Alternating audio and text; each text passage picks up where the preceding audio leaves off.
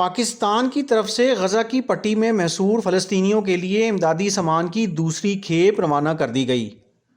اس موقع پر وزیر خارجہ جلیل عباس جیلانی اور وزیر انسانی حقوق خلیل جارج بھی موجود تھے۔ اسلام آباد انٹرنیشنل ایئرپورٹ پر رخصتی کی تقریب کے دوران اسلام آباد میں فلسطین کے سفیر احمد جواد ربیع اور وزارت خارجہ اور نیشنل ڈیزاسٹر مینجمنٹ اتھارٹی کے اعلیٰ حکام بھی موجود تھے۔ وزیر خارجہ نے فلسطینی بھائیوں اور بہنوں کے ساتھ پاکستان کی مکمل یکجہتی کا اظہار کیا اور اسرائیل کی جانب سے غزہ میں محصور خواتین اور بچوں سمیت شہریوں کے خلاف طاقت کے وحشیانہ، غیر متناسب اور اندھا دھند استعمال کی مذمت کی۔ اعلیٰ پاکستانی سفارتکار نے اسرائیلی جارحیت کے فوری خاتمے اور غزہ کا محاصرہ ختم کرنے کی فوری ضرورت پر زور دیا۔